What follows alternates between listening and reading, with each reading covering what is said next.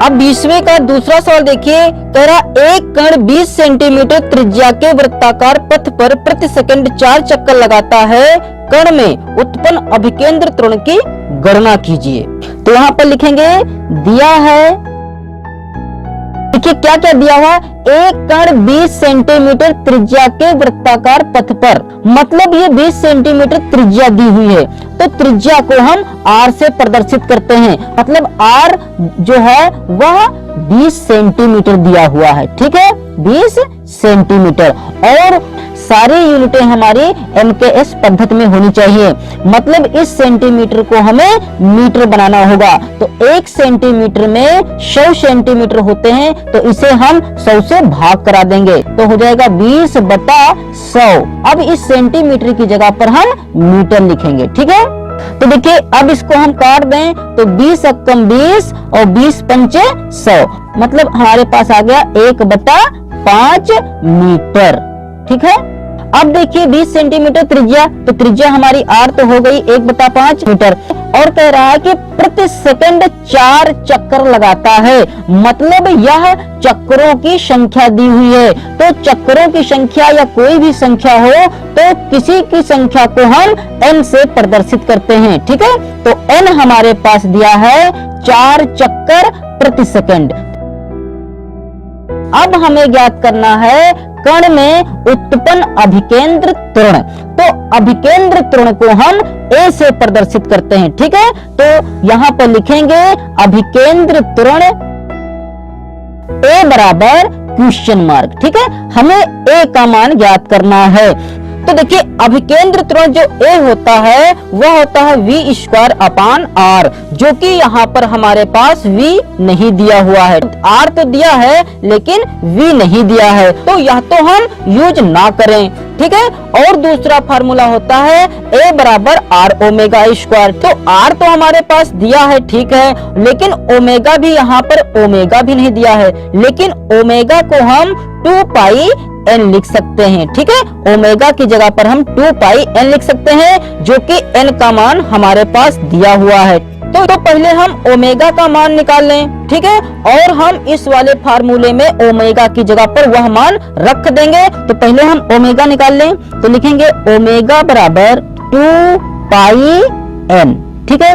अब यहाँ पर मान रख दें तो बराबर, तो देखिए 2 तो रहेगा ही, और इस पाई का मान होता है 22/7, और n हमारे पास है 4, ठीक है। अब देखिए ऊपर हमारे पास 2, 22 और 4 है, तो और नीचे 7 है, मतलब कट तो कुछ पाएगा ही नहीं।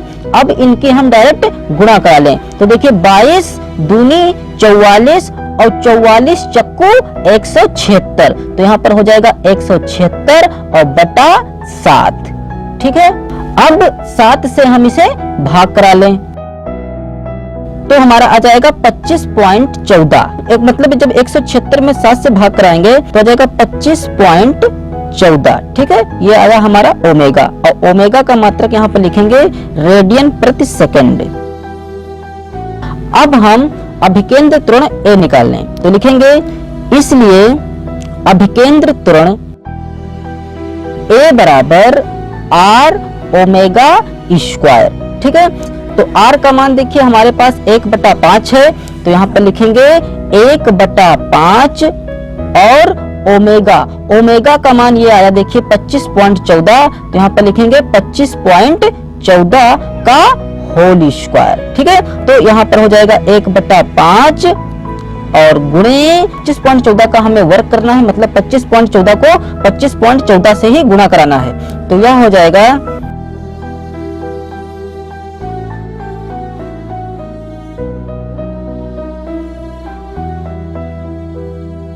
तो जब 25.14 का वर्क करेंगे तो हो जाएगा 632.01, ठीक है। और ये 96, अब दशमलव के बाद देखिए 2 अंक काफी होते हैं, इसलिए 96 ना लिखें तब भी कोई बात नहीं, ठीक है। तो हमारा आ जाएगा 632.01।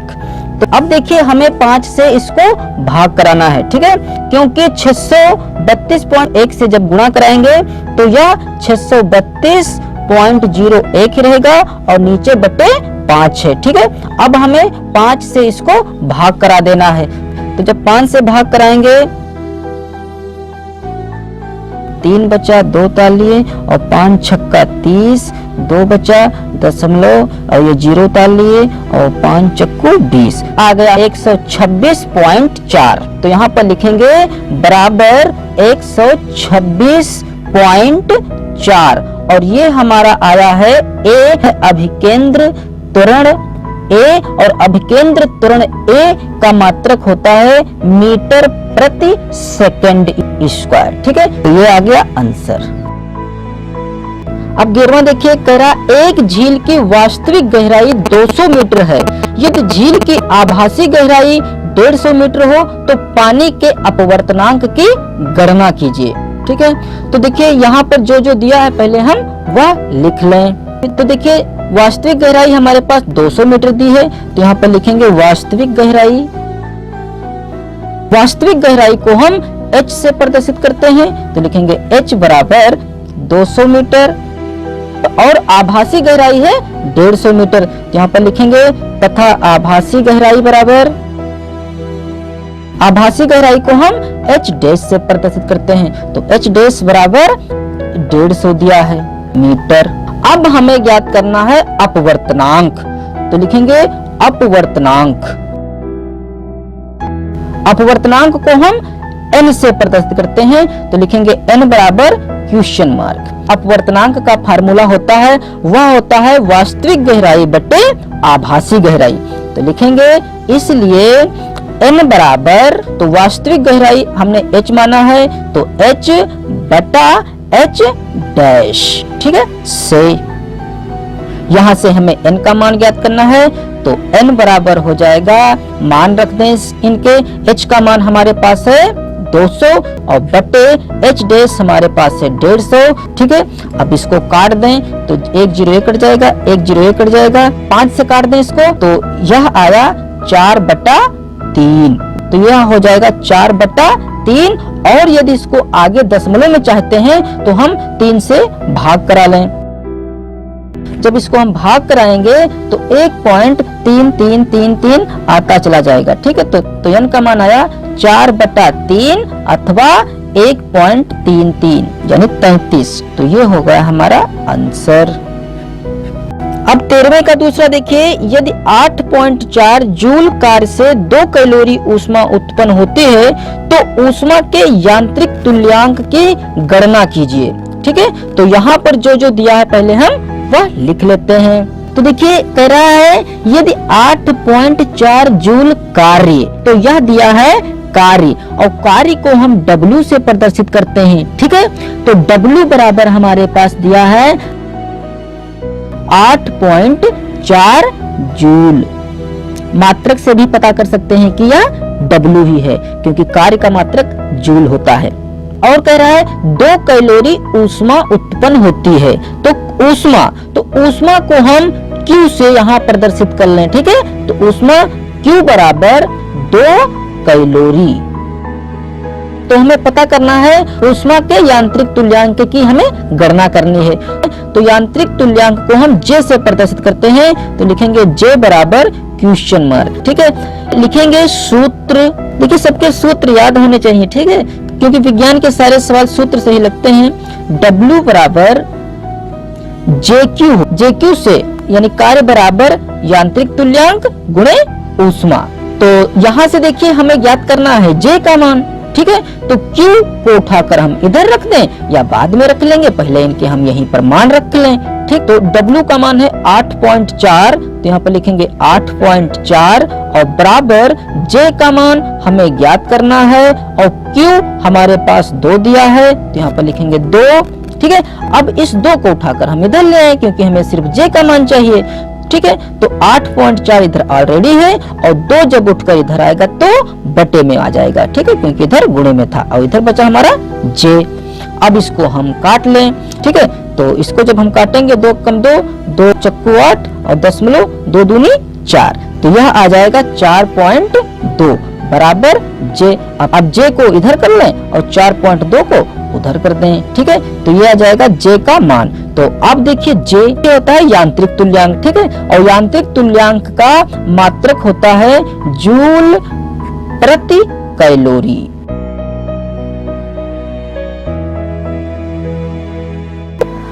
अब यह 11वां सवाल देखिए, यदि 2.5 न्यूटन बल लगाने पर वस्तु बल की दिशा में 2 मीटर दूरी चले तो बताइए कितना कार्य होगा। ठीक है, तो यहाँ जो जो दिया है पहले वह लिख लें। क्या दिया है? 2.5 न्यूटन बल। तो बल को हम F से प्रदर्शित करते हैं, तो लिखेंगे F बराबर 2.5 न्यूटन। न्यूटन लिख दें अथवा N लिख दें। ठीक है, तो न्यूटन को हम N से भी प्रदर्शित करते हैं। और कह रहा है वस्तु बल की दिशा में 2 मीटर दूरी चले, मतलब 2 मीटर का विस्थापन हुआ है, तो विस्थापन को हम D से प्रदर्शित करते हैं। तो D बराबर दिया है 2 मीटर। अब देखिए हमें कार्य ज्ञात करना है, तो कार्य W बराबर होता है FD। ठीक है, FD या FS भी होता है। इस D को हम S से भी प्रदर्शित कर सकते हैं। ठीक है, तो यहाँ पर सूत्र हमारा FS हो जाएगा, लेकिन यहाँ पर विस्थापन को हमने D माना है, इसलिए यहाँ पर हमने FD लिख दिया। ठीक है, अगर S यहाँ मानते W बराबर FS हो जाता है। ठीक है, तो अब यहाँ पर हम मान रख दें, तो F का मान है 2.5 और गुणे, यहाँ पर गुणे निशान है, और D का मान है 2। मतलब जब 2.5 को हम दुगुना करेंगे, 2.5 को दुगुना करेंगे तो 5 हो जाएगा। ठीक है, मतलब 2.5 को जब 2 से गुणा कराएंगे तो 5 आ जाएगा। तो ये हमारा आया W, और W का मात्रक होता है जूल। ठीक है, मतलब कुल 5 जूल काम हुआ। 21वें सवाल का दूसरा पॉइंट देखिए, बर्फ एवं खारे जल का आपेक्षिक घनत्व क्रमशः 0.9 एवं 1.03 है। बर्फ के आयतन का कौन सा भाग खारे जल में तैरता हुआ डूबा रहेगा। अब यह देखिए हमारा सवाल आर्किमिडीज के सिद्धांत से ही लगेगा। यहाँ पर देखिए 21वें के पहले पॉइंट में देखिए सिद्धांत भी पूछ रहा है, आर्किमिडीज का सिद्धांत क्या है। ठीक है, यहाँ पर देखिए, यहाँ पर सिर्फ थोड़ा बदल जाएगा कि यह वैसे का वैसा रहेगा, वस्तु का द्रव्य में डूबा आयतन बटे वस्तु का संपूर्ण आयतन, और बराबर यहाँ पर सिर्फ बदल जाएगा कि यहाँ पर हमें आपेक्षिक घनत्व रखना होगा। ठीक है, क्योंकि हमारे पास आपेक्षिक घनत्व दिया है, तो यहाँ पर जो जो दिया है पहले वह लिख ले। तो लिखेंगे बर्फ का आपेक्षिक घनत्व। ठीक है, बर्फ का आपेक्षिक घनत्व दिया है 0.9 और खारे जल का आपेक्षिक घनत्व दिया है, यहाँ लिख दें तथा खारे जल का आपेक्षिक घनत्व बराबर खारे जल का आपेक्षिक घनत्व दिया है 1.03। ठीक है, अब क्योंकि बर्फ का कुछ भाग पानी में डूबते हुए तैर रहे, तो मान लें कि बर्फ का कुल आयतन V है।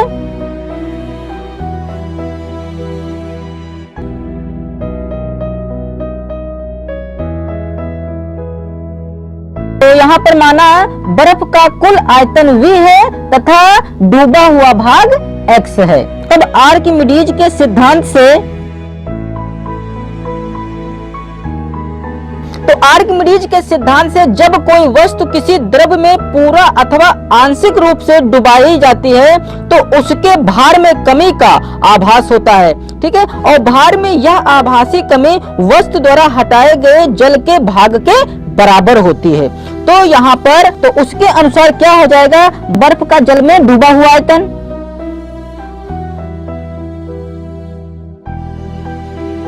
बटा बर्फ का कुल आयतन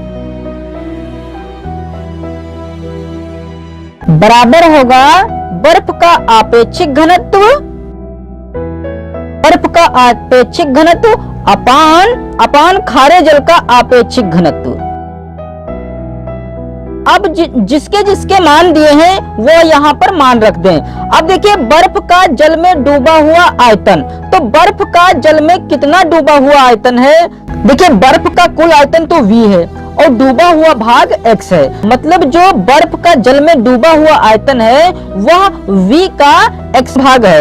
अब जैसे हम कहें कि 100 का 1/4 कितना हुआ, तो 100 का 1/4 पता करने के लिए हमें 100 को 1/4 से गुणा कराना पड़ेगा। ठीक है, क्योंकि 1 को चौथाई कहते हैं, तो यहाँ से हम 4 काटेंगे तो 25 हो जाएगा, मतलब 100 का 1/4 25 हुआ। ठीक है, इसी प्रकार तो जो जल में डूबा हुआ भाग है वह V का X भाग है, तो यहाँ पर हो जाएगा VX।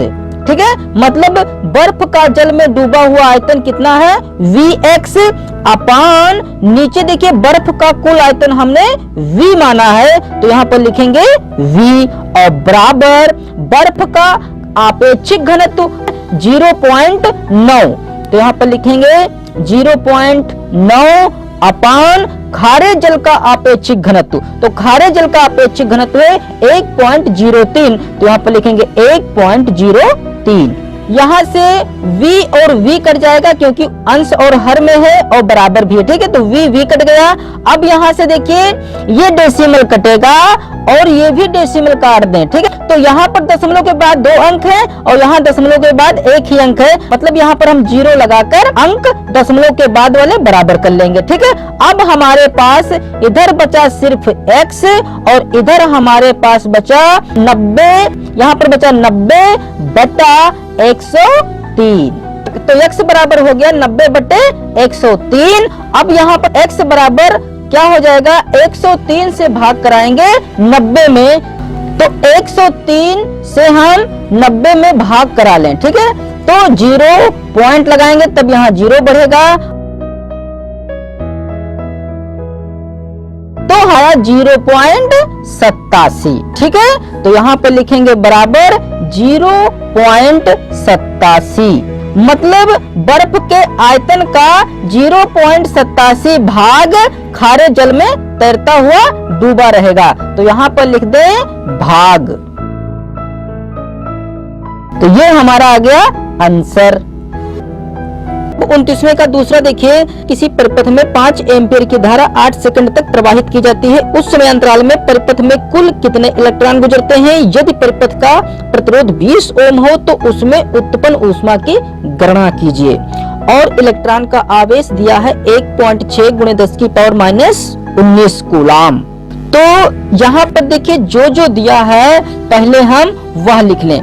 तो कह रहा किसी परिपथ में 5 एम्पीयर की धारा बह रही है, तो धारा को हम I से प्रदर्शित करते हैं, ठीक है, I जो है वह 5 एम्पीयर है। और देखिए 5 एम्पीयर की धारा 8 सेकंड तक प्रवाहित की जाती है, मतलब यह 8 सेकंड समय दिया हुआ है, ठीक है, तो समय को हम T से प्रदर्शित करते हैं, तो लिखेंगे T बराबर 8 सेकंड।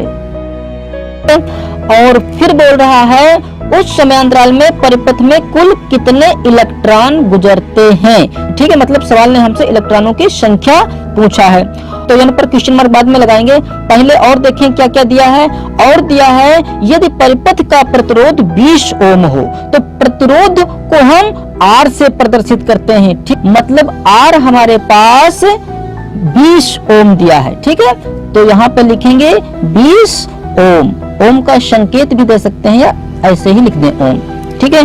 तो बोल रहा है तो उसमें उत्पन्न ऊष्मा की गणना कीजिए, तो ऊष्मा जो होती है उसे हम W से प्रदर्शित करते हैं, ठीक है, W से भी प्रदर्शित करते हैं और Q से भी प्रदर्शित करते हैं, तो यहाँ पर हम ऊष्मा को W मान लें, ठीक है, मतलब W हमें ज्ञात करना है और N ज्ञात करना है, ये हमें 2 चीजें ज्ञात करनी है, ठीक है। तो सवाल में हमारे पास 3 चीजें दी हुई हैं और 2 चीजों का मान हमें ज्ञात करना है, ठीक है। तो W का मान बाद में ज्ञात कर लेंगे, पहले उसने N का मान पूछा है तो पहले हम N का मान ज्ञात कर लें, ठीक है, तो लिखेंगे सूत्र Q बराबर NE, ठीक है, यहाँ Q हमारा आवेश है और N इलेक्ट्रॉनों की संख्या है और E इलेक्ट्रॉन पर आवेश है, ठीक है। अब देखिए यहाँ पर E दिया है, वहां नहीं दिया हो तब भी हमें पता होना चाहिए कि जो इलेक्ट्रॉन पर आवेश E होता है उसका मान होता है 1.6 × 10⁻⁻19 1.6 × 10⁻⁻19 कूलाम। अब यहाँ से देखिए हमें N का मान ज्ञात करना है, जिस चीज का देखिए मान ज्ञात करते हैं वो बराबर के एक साइड में ही रखते हैं, तो N हमारा इधर ही रहने दें और E को उठाकर हम इधर ले आए तो Q बटे E हो जाएगा, ठीक है, क्योंकि E हमारा गुणे में है। अब देखिए हमारे पास Q का भी मान तो नहीं है, तो देखिए Q को हम IT लिख सकते हैं, ठीक है, तो Q बराबर IT होता है, मतलब आवेश बराबर विद्युत धारा गुणे समय, तो हम इस Q की जगह पर IT लिख सकते हैं, इस Q की जगह पर हम I टी लिख दें और अपान में ई तो है ही और इधर हमारा n चल रहा है। ठीक है, तो जिस चीज का मान ज्ञात करते हैं वह हमारी बराबर के बाईं साइड में ज्यादा अच्छी लगती है। ठीक है, तो हम n इधर कर दें और ये पूरी चीज उठाकर इधर कर दें। ठीक, अब यहाँ पर जिसके जिसके मान है वह मान रख दें। तो हमारे पास I का मान है 5 एम्पियर, तो यहाँ लिखेंगे 5 और गुणा टी का मान हमारे पास 8 है, तो यहाँ पर लिखेंगे 8 अपान ई का मान दिया हुआ है 1.6 गुणे 10 की पावर माइनस का 19। ठीक है, अब देखिए ऊपर हमारे पास हो जाएगा 40, 8 पंचे 40 अपान नीचे देखिए 1.6 लिखा हुआ है। ठीक है, 1.6 और गुणे ये देखिए 10 की पावर माइनस की 19 है। अब हम नीचे ना रखकर इसको हम ऊपर भेज दें। ठीक है, तो जब ऊपर जाएगा तो ये जो पावर माइनस की 19 है ये हमारी प्लस की 19 बन जाएगी। ठीक है, अब ये दशमलव काट कर हम ऊपर एक जीरो लगा सकते हैं, जानते हैं। अब देखिए ये 16 से कट जाएगी, 16 कम 16 दूनी 32, 8 बचा और 16 पंचे 80। तो यहाँ हमारे पास बचा 25 गुणे 10 की पावर 19।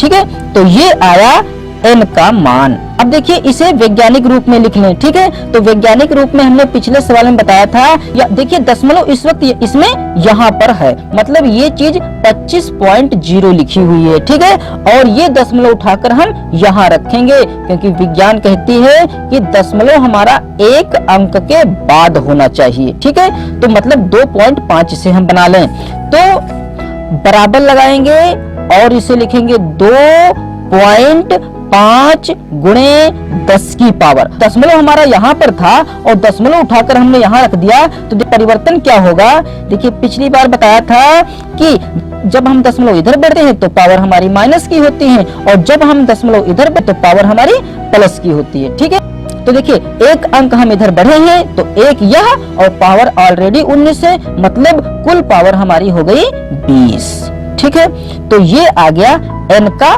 मान, तो ये आ गई हमारी इलेक्ट्रॉनों की संख्या। तो एक आंसर तो हमारा ये आ गया जो कि उसने n का मान पूछा था। अब हमें W ज्ञात करना है। ठीक है, तो लिखेंगे तथा सूत्र W बराबर I² RT।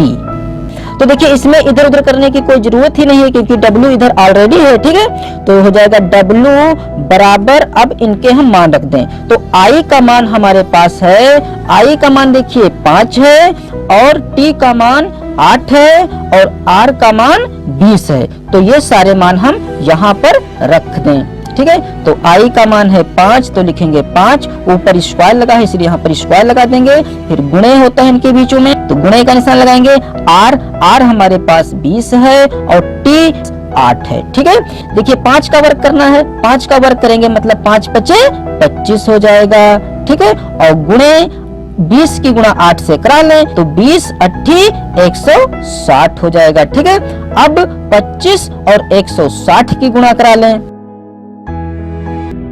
हो जाएगा 4000 और ये हमारा आया W, और W का मतलब उत्पन्न ऊष्मा, तो ऊष्मा का मात्रक जूल होता है, तो यहाँ पे लिखेंगे जूल। तो ये भी हमारा एक आंसर आ गया, तो ये हुआ आंसर। अब अगला सवाल देखिए, कह रहा किसी पिंड पर 20 न्यूटन का बल 36 से 60 डिग्री के कोण पर कार्य कर रहा है। पिंड पृथ्वी पर 3 मीटर विस्थापित हो जाता है, किए गए कार्य की गणना कीजिए। तो देखिए कह रहा किसी पिंड पर 20 न्यूटन का बल, मतलब ये बल दिया है और बल को हम F से प्रदर्शित करते हैं, तो लिखेंगे F बराबर 20 न्यूटन। फिर कह रहा है बल 36 से 60 अंश के कोण पर कार्य कर रहा है। यह कोण दिया हुआ है और कोण को हम थीटा से प्रदर्शित करते हैं, तो थीटा बराबर 60 अंश। अब देखिए फिर कह रहा है पिंड पर पृथ्वी से 3 मीटर विस्थापित हो जाता है, यानी 3 मीटर विस्थापित हो जाता है। तो इसे हम डी या एस से प्रदर्शित करते हैं, ठीक है। तो यहाँ पर हमने डी से प्रदर्शित कर दिया, ठीक है। तो डी बराबर है 3 मीटर।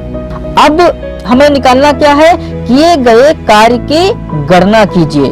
तो कार्य जो होता है, कार्य को हम W से प्रदर्शित करते हैं। तो W बराबर क्वेश्चन मार्क हमें ज्ञात करना है, ठीक है। तो लिखेंगे सूत्र W बराबर F D cos थीटा। तो यहाँ पर मान रख दें। तो W बराबर F का मान हमारे पास है 20 न्यूटन, तो यहाँ पर लिखेंगे 20 और गुणे D का मान 3 है, तो यहाँ पर लिखेंगे 3 और गुणे cos थीटा, और थीटा का मान है 60 अंश, तो यहाँ पर लिखेंगे 60 अंश बराबर, ये तो हो गया देखिए 20 दिया 60 और गुणे cos 60 अंश का मान होता है 1/2।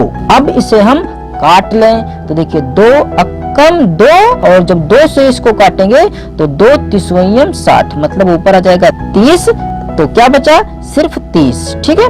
तो W बराबर आ गया 30, और W का मात्रक क्या होता है, जूल। तो ये आ गया हमारा आंसर।